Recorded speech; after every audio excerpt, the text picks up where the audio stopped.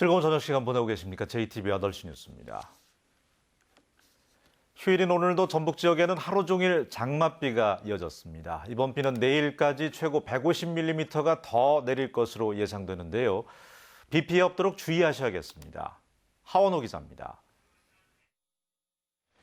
굵은 빗줄기가 쉴 새 없이 쏟아집니다. 장맛비가 내리는 궂은 날씨에도 농민은 부지런히 들깨 모종을 옮겨 심습니다.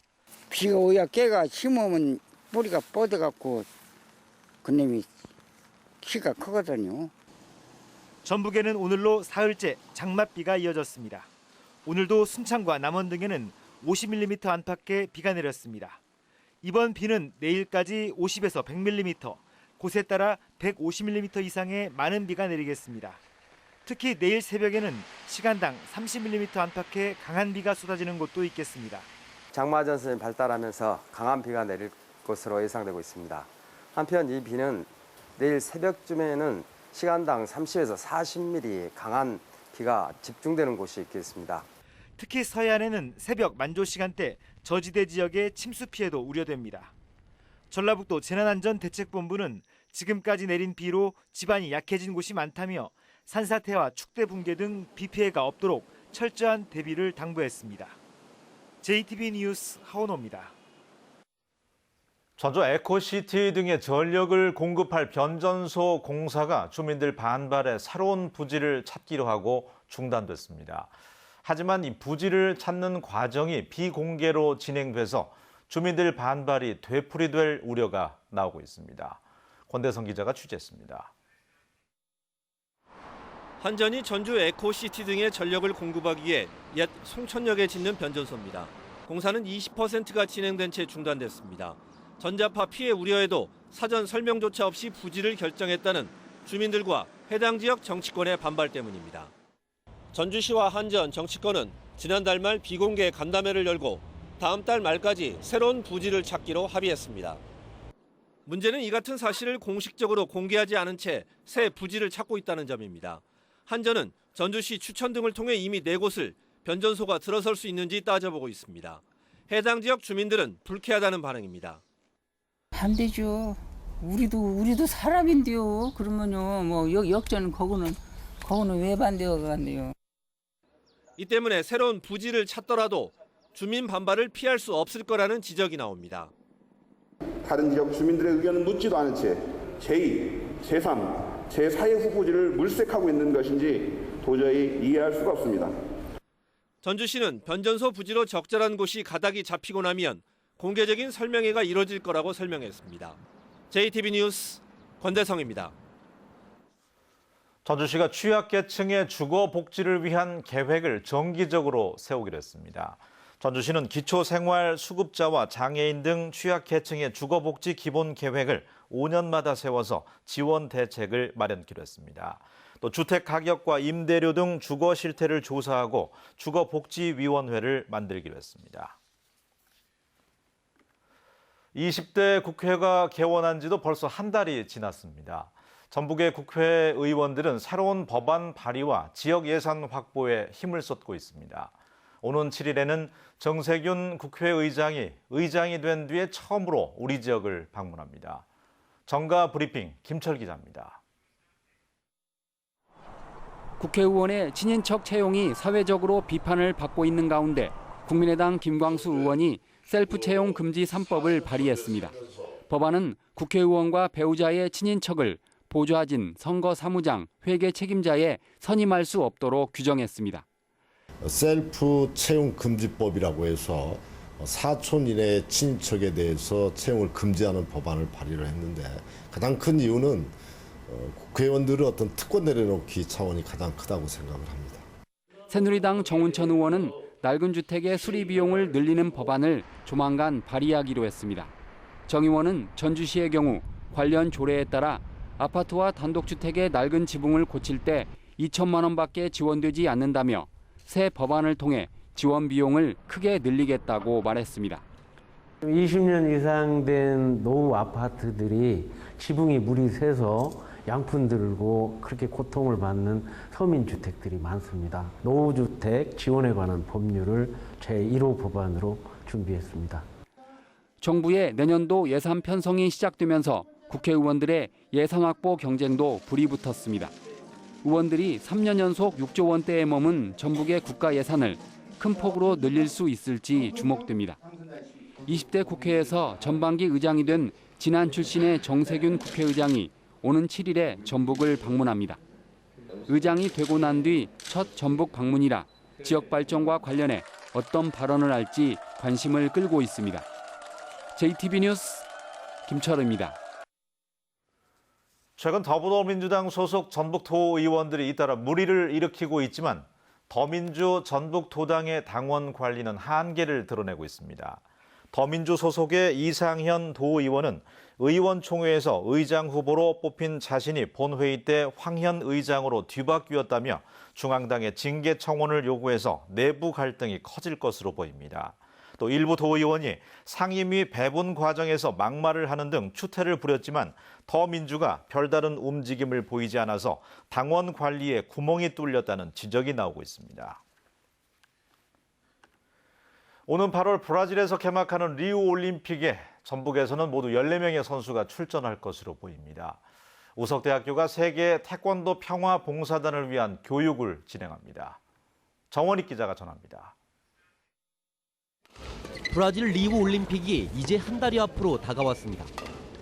이번 올림픽의 전북에서는 현재까지 배드민턴과 펜싱, 육상 등 9개 종목에 14명이 출전할 예정입니다. 런던 올림픽 금메달리스트인 펜싱의 김지연과 구본길, 배드민턴 유연성 등이 메달을 딸 것으로 기대됩니다. 런던 때처럼 즐기면서 다녀오도록 하겠습니다.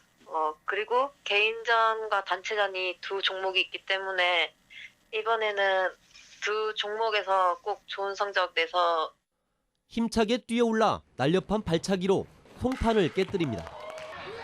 전국의 젊은 태권도 전공자들인 세계 태권도 평화봉사단 77명이 한자리에 모였습니다. 이들은 우석대에서 일주일 동안 이론과 실기 교육을 받은 뒤 중국, 파라과이 등 20여 개 나라에서 태권도를 통한 봉사활동으로 우리 문화를 알릴 예정입니다. 저는 겨루기 품새 시범 3개를 다 할 줄 알기 때문에 태권도의 우수성을 알리고 한국어 교육을 통해서 한국의 문화를 알리는 데 적극적으로 노력하겠습니다. 전주 용소중 유찬규가 강원도에서 열린 전국 춘계 역도 대회에서 3관왕에 올랐습니다. 유찬규는 역도를 시작한 지 2년 만에 전국대회 인상과 용상, 합계 부문을 휩쓸었습니다. 김재고 하키팀이 제59회 전국 종별 선수권 대회에서 준우승을 차지했습니다. 준결승까지 연승을 달리던 김재고는 결승에서 인천 계산고에 1대3으로 아쉽게 졌습니다. JTB 뉴스 정원익입니다. 학생 수의 감소로 전북에서 4년 만에 처음으로 폐교 결정이 내려졌습니다. 전북교육청은 재학생 1명이 지난해 전학을 간 뒤에 사실상 휴교 상태를 유지해온 군산 해성초등학교 내초 분교를 올 연말에 폐교하기로 했습니다. 내초 분교의 폐교는 지난 2012년 정읍 회룡초등학교와 군산 선현초등학교가 폐교된 지 4년 만으로 소규모 학교 통폐합에 반대해온 전북교육청의 정책에 변화가 있을지 주목됩니다. 국립농산물품질관리원 전북지원이 농식품 원산지 표시 우수업체의 지정 신청을 접수합니다. 농관원 전북지원은 원산지 자율 표시 분위기를 확산시키기 위해서 2년 이상 원산지 위반 사실이 없는 업체들을 대상으로 이달 한 달 동안 신청을 받아서 우수업체로 지정하고 명패를 부착해서 소비자들의 신뢰를 높일 계획입니다. 현재 전북 지역에는 음식점과 판매업체 등 158군데가 농식품 원산지 우수업체로 지정돼 있습니다. 익산과 공주, 부여에 있는 백제 유적의 세계유산 등재를 기념하는 국제학술대회가 내일 원광대학교에서 열립니다. 이번 학술대회에는 국내외 전문가들이 참석해서 백제 역사 유적지구의 보존과 활용을 주제로 심도 있는 토론을 펼칩니다. 익산과 공주, 부여의 주민협의회 회원들은 모레 세계시군의 백제 유적을 교차 방문합니다. 교통사고의 위험을 줄이기 위해서 올해 위험도로 13곳을 정비합니다. 전라북도는 올해 위험도로와 교통사고가 잦은 곳 등 13곳에 93억 원을 투자해서 구분길을 개선하고 차로의 폭을 넓히는 등 도로 구조를 개선할 계획입니다. 전라북도는 위험도로 개선 사업이 끝난 도로에서 교통사고 발생률이 평균 19%가 줄었다고 밝혔습니다. 남원 요천에서 방류한 물에 휩쓸려 중태에 빠졌던 78살 유모 할머니가 어젯밤 숨졌습니다. 남원시는 지난 1일 집중호우에 대비하기 위해서 하천 가동보의 수위를 낮춰 물을 방류했고 이 과정에서 다슬기를 잡던 유 할머니 등 3명이 급류에 휩쓸려 다쳤습니다. 경찰은 남원시가 경고 방송 등 안전수칙을 지키지 않았고 물을 방류한 사실이 드러남에 따라서 관련 공무원을 업무상 과실치사 등의 혐의로 입건할 방침입니다. 군산해양경비안전선은 정원을 초과해서 낚시객을 태우고 술을 마신 채 배를 몬 혐의로 선장 68살 이모 씨를 불구속 입건했습니다. 이 씨는 오늘 오전 군산시 옥도면 신시도 인근 해상에서 승선의 정원이 10명인 어선에 낚시객 11명을 태우고 혈중 알코올 농도 0.09%의 상태에서 운항한 혐의를 받고 있습니다. 올해 해경에 적발된 낚시어선 불법 행위는 32건으로 지난해보다 30%가량 늘었습니다. 날씨입니다. 전북은 내일도 장맛비가 이어지겠습니다. 예상 강수량은 50에서 100mm, 일부 지역은 150mm 이상의 많은 비가 내리겠습니다. 곳에 따라 돌풍이 불고 천둥과 번개가 치는 곳도 있겠습니다. 내일 새벽에는 시간당 40mm 이상의 강한 비가 오는 곳도 있겠습니다. 내일 아침 최저 기온은 19도에서 22도, 낮 최고 기온은 24도에서 26도의 분포로 오늘과 비슷하겠습니다.